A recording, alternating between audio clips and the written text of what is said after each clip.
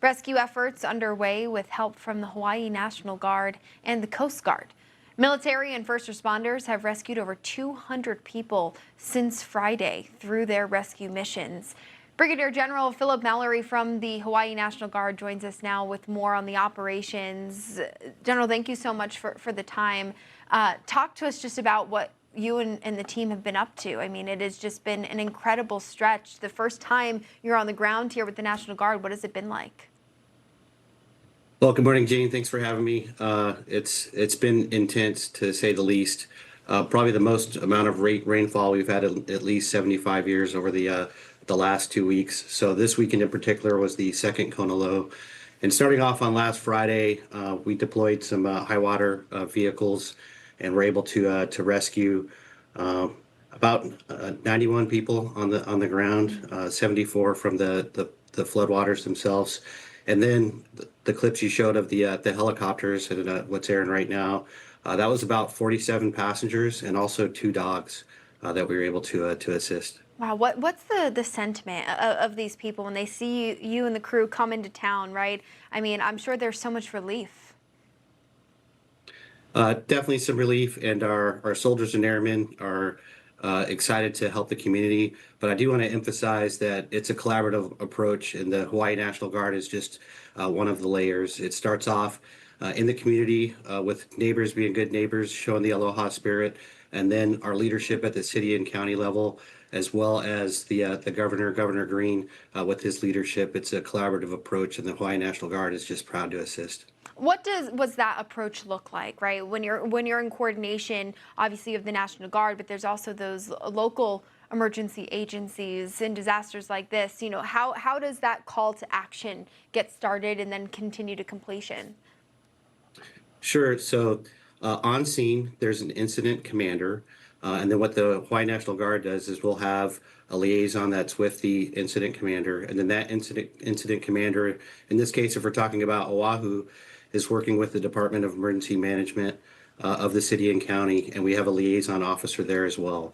When the disaster exceeds the capabilities that they have locally, they will put in a request for assistance to our Hawaii Emergency Agency, which then will be tasked to the National Guard. And then one thing to keep in mind is the National Guard is predominantly a part-time force. So we're pulling people in from their local civilian jobs, putting them on state active duty, and then they're answering the call and going out, just as you're seeing in the videos that you're showing.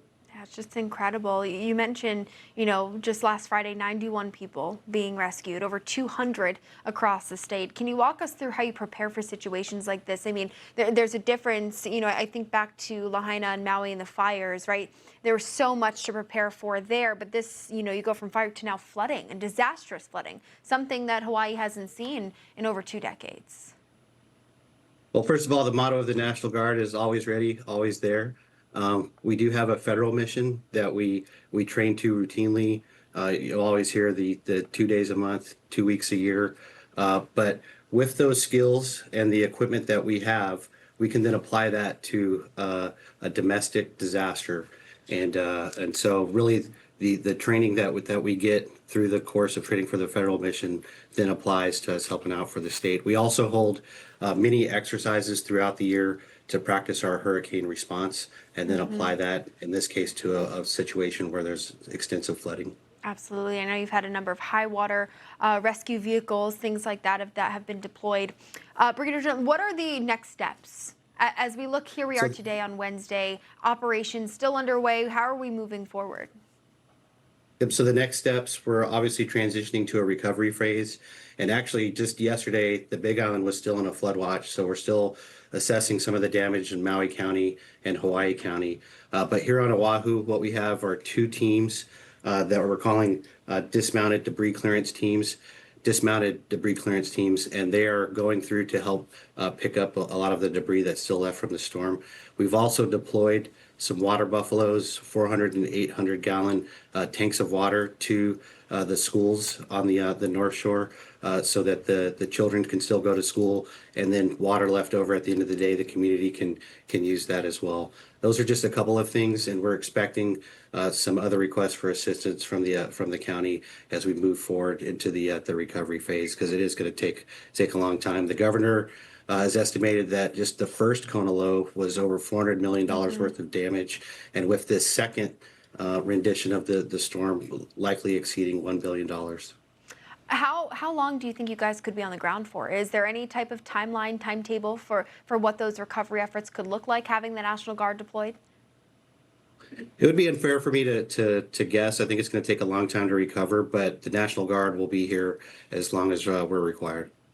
Absolutely. And my last question for you, just on a personal note, what has this been like for you, in Hawaii, and seeing just the devastation and the vast flooding that has impacted these communities?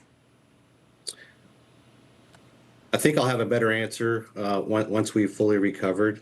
Right now, just focused on the mission and providing the assistance where we can. Absolutely. Well, thank you for giving us these updates. It's certainly important that we get the information out to the public and know that help is there for them as they continue in these recoveries. So we wish you the best with your operations.